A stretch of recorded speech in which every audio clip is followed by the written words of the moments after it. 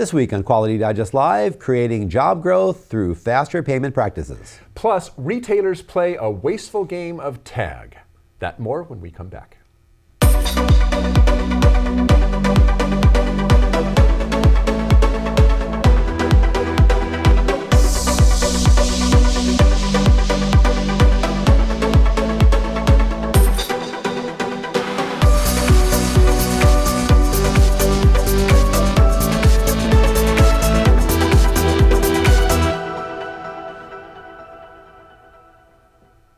Welcome back to Quality Digest Live for February 10th, 2017. QDL is your weekly look at who and what is making the news in the world of quality. I'm Mike Richmond, publisher of Quality Digest. And I'm Quality Digest Editor-in-Chief, Dirk Ducharme. Well, back in mid-January, some of you remember the story. It was probably a bigger story here in California than it was nationally, but back in mid-January, the U.S. Environmental Protection Agency, the EPA, issued a notice of violation to Fiat Chrysler automobiles, or FCA, for alleged violations of the Clean Air Act. And at issue was FCA's not disclosing that the engine management software in some of their light-duty diesel vehicles resulted in increased emissions of nitrogen oxides, or NOx. The allegations cover roughly 104,000 vehicles, the 2014, 2015, 2016 Jeep Grand Cherokees, and the Dodge Ram 1500 trucks, all with 3-liter diesel engines sold in the United States. Now, the EPA is working in coordination with the California Air Resources Board, which has also issued a notice of violation to FCA. EPA and CARB have both initiated investigations based on FCA's alleged actions. Now, if this sounds a lot like the Volkswagen debacle, yeah,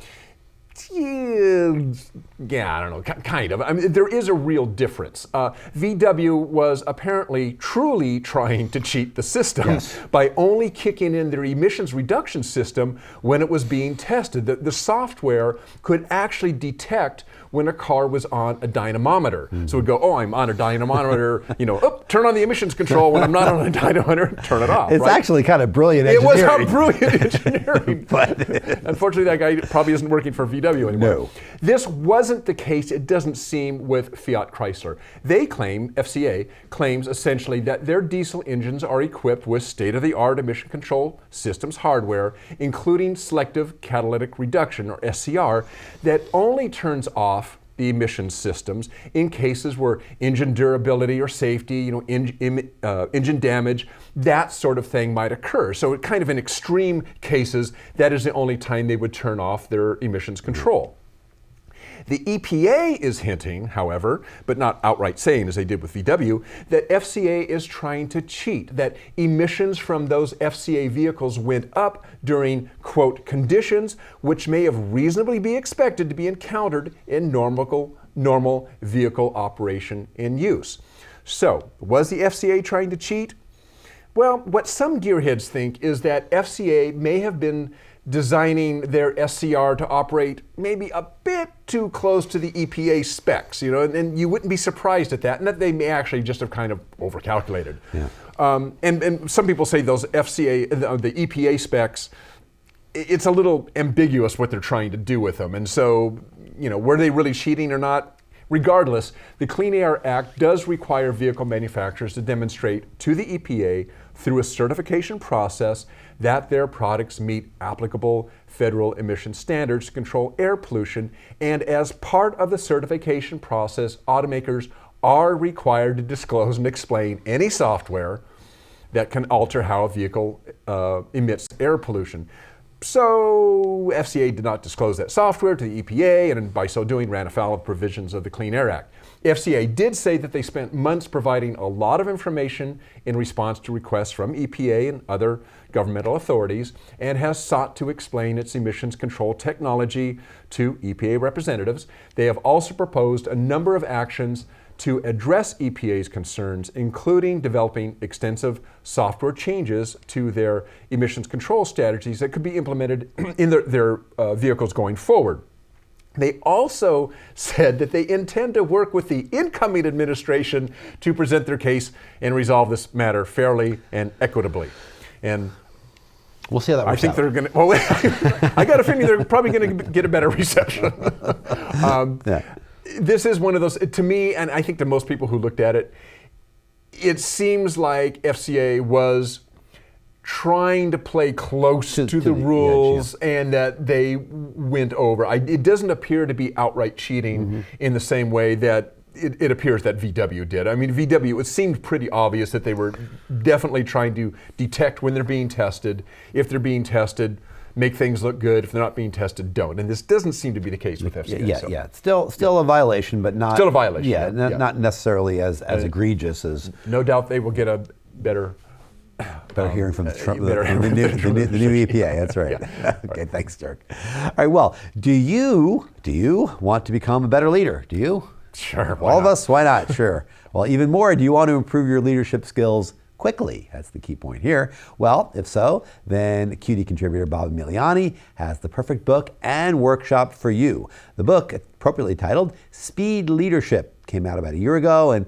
takes a process approach to the question of how leaders can properly be developed. This replaces the personality, behavior-centered approach that has been in vogue for developing leaders for more than a century now. There are several core processes on which Emiliani focuses in his quest to build better leaders. Successful leaders are able to simplify, to facilitate action, to eliminate problems, and to generally improve return on investment. Good old ROI in terms of money and time and effort. Speed leadership shows how to develop these skills in a fast and effective way. An online, single-day live training session underlines the lessons that are found in the book, and it's appropriate for anyone who wants to improve his or her leadership abilities. Now, developing people, especially leaders, is one of the most challenging tasks in the world of business today. I think we all know that. I think it's probably pretty well recognized. Inconsistent results in large part happen because the area's long been kind of considered an art more than a science in terms of how leadership actually goes. But if you read his material in Quality Digest, you know that Bob Emiliani is a process thinker. He's a process thinker of the first order, and he brings kind of an engineering approach to the process of improvement. The goal of improving leaders is no different. In this case, the science of leadership development is front and center, which means that these techniques are relatable, they're repeatable, and they're effective too. And I think it's an interesting idea. I think just as an aside to this is what exactly is the best way to develop a leader? I mean, the act of leadership and the essence of what it actually means to be a leader, I think, is changing a lot. Maybe it's changing a lot. I always thought the key to leadership, and of course this is enshrined in the Toyota production system, good old lean as we know. The core of that really is humility and respect for people. But recent events, one recent event in particular, have me wondering this. I mean, are big and brash, personality-driven leaders really what people want after all? We've talked about that. We talked about that on the show. I mean, and I think that's really the open question. I mean, maybe Emiliani's going to write an article on this in the future. That we'll get to this topic, Bob. If you want, that'd be great. But I mean, this is an issue, right? It's like we've thought that you be humble. You focus on the leadership of engagement, of engaging people and getting buy-in and being humble, like I say, and respecting the people that work for you. It's called what's the term? It went right out of my head. Respect for the people? Yes, no, but the leadership notion of how you do that is servant leadership? Servant leadership, yeah, that's what I was trying to get to there. Yep. But yeah, I mean that's a recognized thing. But now again, we're seeing in the political sphere especially, that's kind of going maybe a little bit passé. Maybe people want that strong leader to tell them what to do. Who knows? It appears to be going that way. Interesting enough, there's an old article by Mike Mickelwright, which is going to be resurfacing next week. Next week. Yeah, look out for that one. That's actually going to touch on this. It will. It's an interesting article. Servant leadership? No. Prescient. Yeah. All right. Well, let's talk about business. Small businesses, those with fewer than 500 employees, so probably almost everybody who's watching right now, make up the backbone of the U.S. economy. I mean, forget the Carriers, the Apples, the Microsofts, and Fords.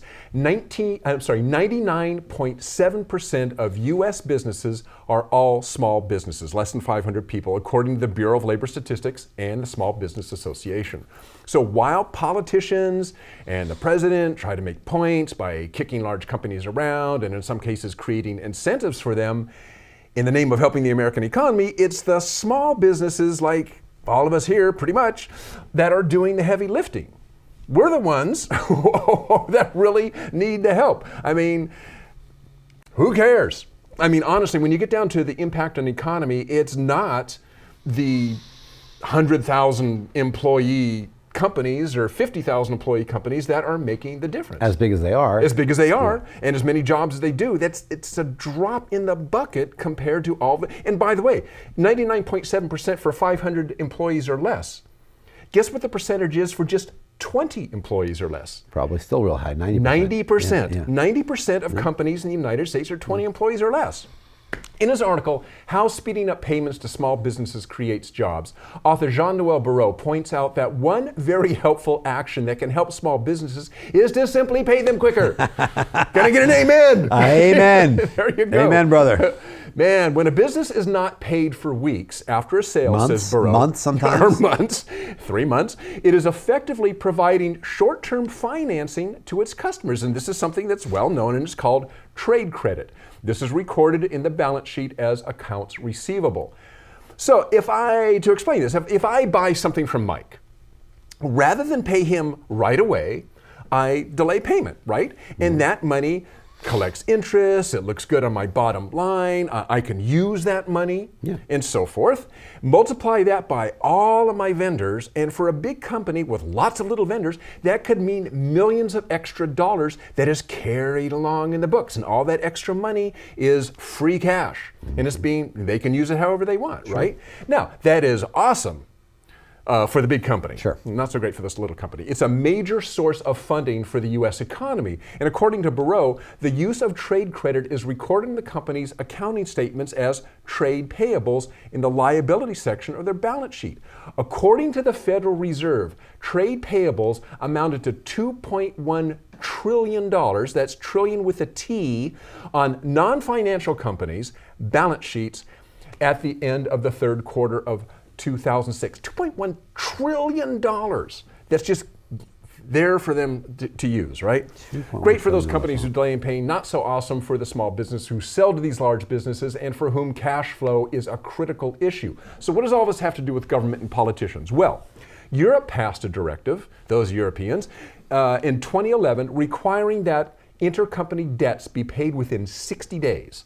A study done by Barrot looking at the impact of this directive on French companies in particular showed that requiring payments to be made within a shorter time period had a large effect on small businesses' survival, their very survival. Receiving their money earlier led them to default less often on their own suppliers and financiers, and their probability to go bankrupt dropped by a quarter.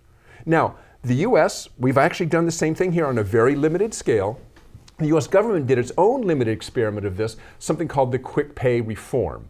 It was announced in 2011, and it accelerated payments from the federal government to a small subset of small business contractors in the U.S., shrinking the payment period from 30 days to 15 days, thus accelerating $64 billion in annual federal contract value. Collectively, the new policy, which accelerated $64 billion in payments, as I said, increased annual payroll, this was the positive side, increased annual payroll by $6 billion and created just over 75,000 jobs in the 3 years following reform. So take a look at all this hubbub we're bringing 1,000 jobs back into the country. Woo! $75,000. $75,000 new jobs simply by paying small subcontractors fast. And this was just a small subset of U.S. contractors, right? And it was only U.S. contractors. Now, some of you are nodding your head, going, yeah, I get it. But for those of you who don't, let's bring it down to the real level. This is a comment that we got from a reader, and I'm abridging this quite a bit because it was a long comment, but it's worth reading this comment. My brother had started a contract manufacturing precision machining business. He financed the capital equipment with hard-earned savings and a note on his home. CNC machine tools are not cheap, as many know. He built his business by providing high-quality work for a fair negotiated price. After several years gaining valuable and valued customers, he began work for a well-known aerospace company. The orders from the aerospace company grew rapidly until it was a significant portion of his revenue. In one phone call, it all came crashing down. The big aerospace company called and told him they had to extend payments out to 120 days, that's 4 months, people, as they were experiencing a rough financial patch. Multi-billion-dollar company, yeah. My brother negotiated, sorry, that was my little in-comment. Okay. my brother negotiated, threatened, argued, and pleaded as his action would certainly put him out of business and possibly lose his home. They had no empathy or willingness to negotiate, and sadly, my brother had to close his business and auction all the almost new equipment as his cash flow was so severely impacted by their actions.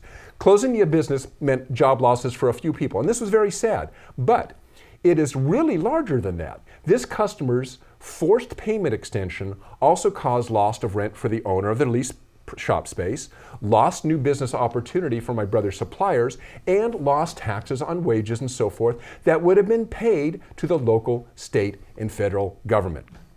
End of that comment.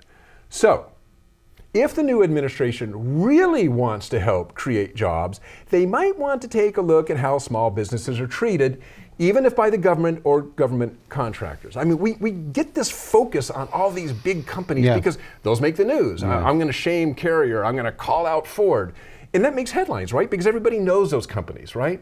Who knows about Quality Digest or Micro Ridge or VeriSurf, little companies, right? That, less than 100 employees, less than 50 employees. Who knows about them, right? Those don't make any news, but those are the backbone of the U.S. economy. The U.S. economy, sure. Right. And I mean, this idea that there's a kind of an escalating approach that goes when a company's hitting a rough spot, that, as they mentioned, this big aerospace company had a rough But what's patch. a rough spot for $1 billion company? Well, sure, but what happens is a low-hanging fruit, like you're saying in your run-up. I mean, these are funds that somebody, some bean counter looked at and said, well, I mean, we can make this much more if we extend this out from net 30 to net 120. Net 120. And it's like, well, what are they going to do? What are you going to do? Because you know what? As good of a supplier as you may be, you're a commodity. I mean, it's a sad fact of capitalism that commoditization of these industries happen, and I just don't know what you can do about it. I mean, I think that ultimately you're going to be at the behest of the big boys, your customers, and you got to just do the best you can. You got to service them the best you can and try to convince them that you need your money too,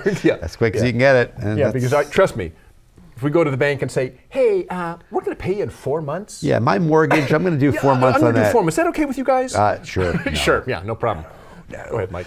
Love your house. Yeah, loved your house, Mike. Loved your house, Mike. That was nice. Boy, remember that? But that plastic thing you got there, that's nice too. That one you have now, that little igloo. Yeah. Well, thanks, Dirk. Okay. Well. You know, Dirk. I know. Our good buddy and coworker, Christopher Martin, is a key part of our team here at Quality Digest. He's the rare person who does many things and does them all well. It's kind of like an ace of all trades. I just made that up on the script. Ace of all trades. Ace of all trades. I was going to say king of all trades, but I said, you know what? Yeah. Well, first of all, he's not that kingly. But I mean, secondly, ace is higher than a king. So I said, ace of all trades. That's what Christopher is in my mind. Well, every day, Christopher does expert work. He does stuff in customer service, marketing plan execution, ad traffic coordination and reportage, digital design, a lot of other stuff. However, a task that he performs with equal flair is right. And he's only penned a couple of articles for us, but they've been great reads. They really have. Chris is a great writer. He's got to do it more. Well, his latest article titled Retail Waste just appeared in yesterday's issue of Quality Digest, and I want to chat about it here for a couple minutes with you guys because it was a good one. One of the things you have to know about Christopher is that, first of all, he's a visual thinker. And that explains a lot about his approach to this article, in which he considers Muda, or waste, within the context of the retail world, starting from the point of view of those little yellow sale tags that retailers use to catch shoppers' eyes, right, as we cruise and peruse down an aisle. He offers up this picture to express the idea. I'm going to show picture number 1 from Christopher's article because this is, I think, pretty illuminating. I've seen that. Now, they say a picture is worth 1,000 words. I think that's pretty fair here. But let me add 100 or 2 more because this is ridiculous. I mean, look at that.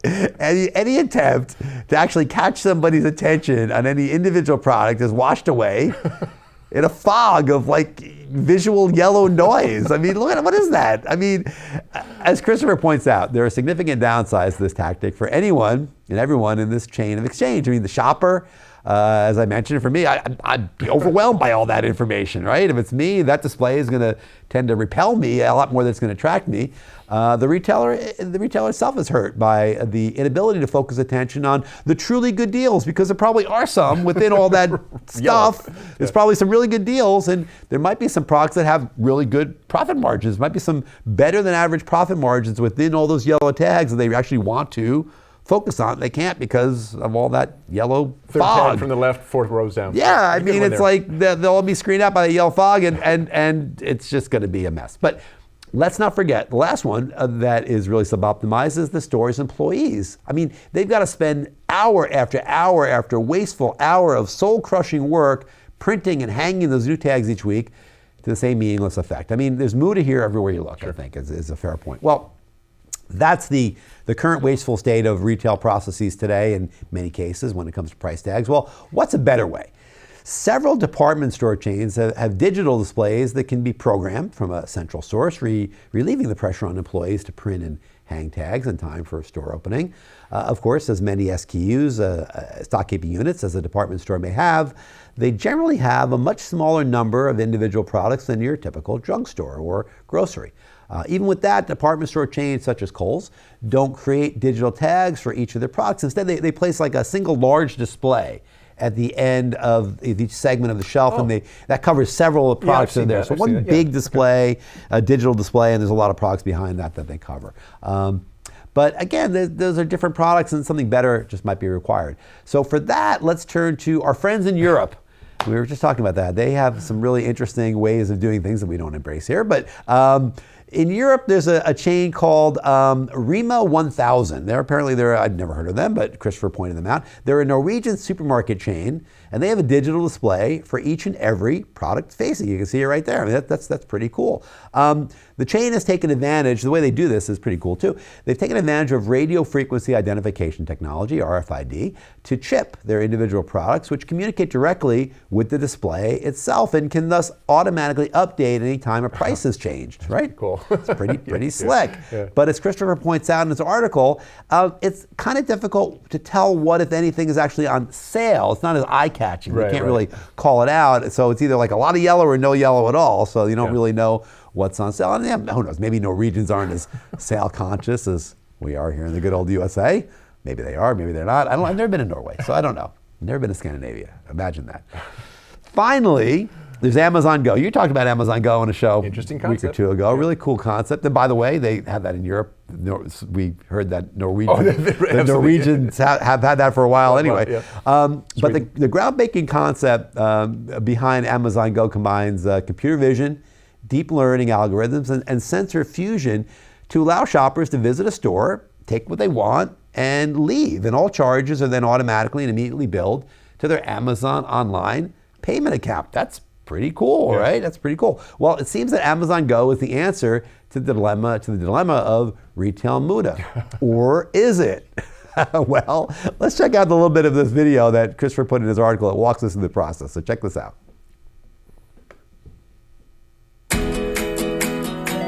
4 years ago, we started to wonder,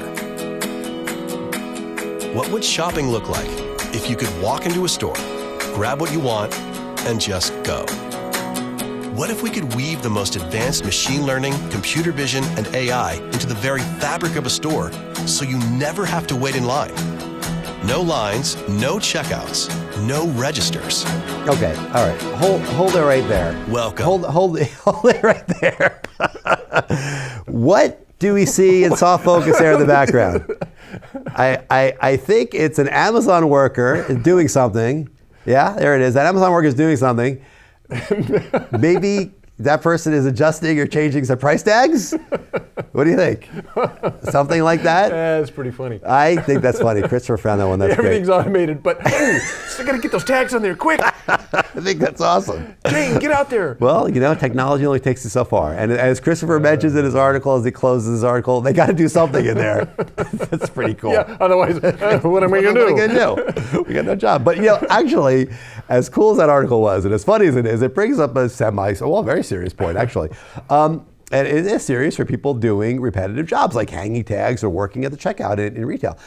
In a sense, these jobs are Muda. They are Muda. They are all Muda because they can be automated. And they will be automated, let's be honest. But we need jobs, don't we? I mean, we talked about this before. I mean, right. we need jobs. It's the same in pretty much any industry, manufacturing and retail and media even. I mean, there's often a fine line between eliminating waste and destroying people's livelihoods. So how aggressively do we really want to be in getting rid of all of these jobs? After all, I mean, maybe we want people hanging tags, you know? I mean, somebody's got to hang those tags. Somebody's got to work. Somebody's got to work. I asked you in one of our off scripts not long ago, what do we do when we get to the future, past the idea where we have the social contract and people work for their goods? I mean, you need jobs. You got to get rid of Muda, though. Those things are mutually exclusive somewhat in that field. And maybe I don't know. Maybe those jobs, hanging tags, maybe they go to people who would maybe normally be out on the streets or something like that, where they're they've lost their job or something like that. They need to be doing something, and maybe there is a place for these jobs where somebody's really unskilled, and they could be brought up to speed very quickly, and this becomes a form of I'm just kind of make up a term, paid welfare. It's like, well, it's a job. It doesn't pay much, but rather than giving you a check, hey, we need a tag hanger at a store. I mean, it's kind of what it is now, though. I mean, kind of. I mean, but again, they're trying to get rid of it through these various things. So interesting story there. All right, well, I want to wrap that up quick because I want to get to our off script. This is a little different, this off script segment that we're going to do today, because if you've been watching, what we've done the last maybe month and a half is Dirk and I have been pinging questions off of one another, where he'll surprise me with something and I'll have to answer extemporaneously, or I'll surprise him. Well, this time, we got a comment apparently from a reader that Christopher's curated that wants to know something. So we're going to have seen it. We have not seen this, so we're going to see it. I'm going to read it, and then Dirk's going to answer it. Right. All right, let's see what it says here. Okay. I've heard stats saying 80 to 90% of manufacturing job loss is due to automation. Wow, we just talked about it. We really didn't know this, folks. We really didn't know this. The point being that the job losses are not caused by cheap foreign labor, but by automation. There you go. But that never made any sense to me. We've lost, by some estimates, 70,000 factories and millions of jobs in this century alone. Many moved to or built in Asia or Mexico. But the cost of technology is pretty much the same here as it is in Mexico or Asia. In fact, one could argue that it's cheaper here because the USA drives much of that innovation, so it's more accessible, etc. Is the thinking that automation is causing job loss the major reason for losing factories, or is that a bogus argument? That's a good question. That's a really good question. I'm trying to figure the logic here. Well, can you flip that slide up again so I can read it? Well, I think the key thing is the cost of technology is pretty much the same here as it is in Mexico or USA. In fact, one could argue that it's cheaper. So is the idea that automation causing this job loss the reason for losing factories, or is that bogus, is the question? Well, I think it seems to me, and maybe I'm just reading this wrong, but I think there's two different issues. There is job loss, and there's factory moving, and you can. I think the answer is, no matter where the factory is, it takes less people. Automation's going to be automation. So even if you have a factory here in the United States, and maybe I'm misreading this, but if you have a factory, let's take the steel industry for instance. Most of the steel industry jobs went to what are called, what are they called? I think they're called mini mills.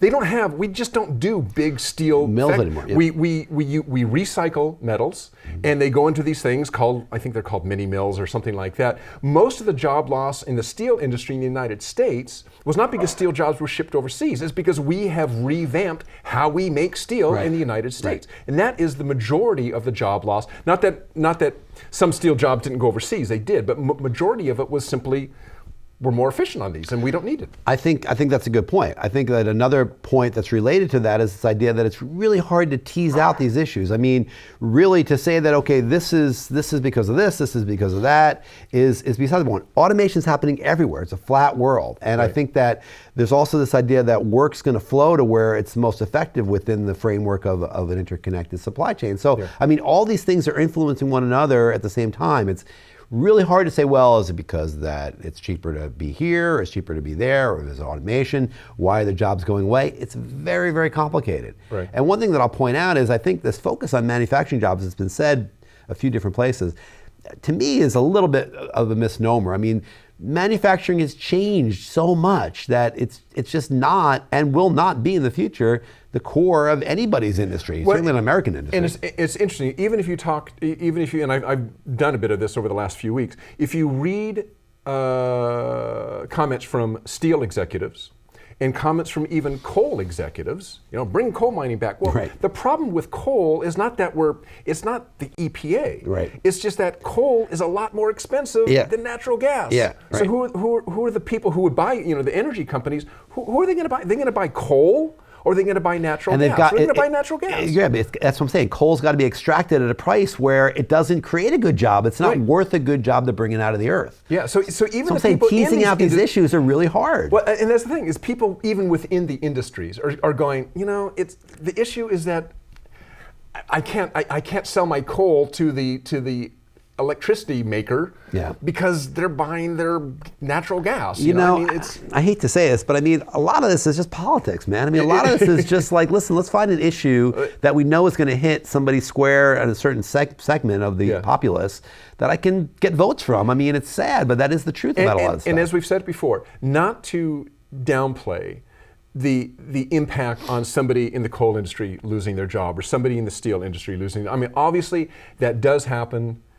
They're real people, they're impacted by it, and that's not good for them. But when you look at industry as a whole, is it really the way it's being lined up to be by the politicians? And I say, no, it isn't. It sucks for those people who are caught in that, absolutely. Yeah. But in the big picture, that's not what's going on. Well, as we pointed out in the past, I mean, people lost a lot of ditch digging jobs to steam shovels, 100 plus years ago. I mean, nobody really cared about those jobs going away because they were awful jobs. And the whole horse racing industry went away when automobiles came along. Well, that's off script. Thank you to that reader for sending that in. Please feel free not to send any more. No, please do send them. Good. We like that. Those are good questions. But yeah, send them into us at QDL@qualitydigest.com. We'll get them on the air. We'll respond to them, and we will do our best. Pretend like we will. Do our best to try to give you an answer that you want. So check that out going forward. All right. Well, that's our show. Thank you all for joining us today. We're going to be back at you with another big week of Quality Digest Live next Friday. And we'll be here on Monday for the full week of Quality Digest newsletter on our website and everything else. So come back and join us then, and have a great weekend. So long. Bye.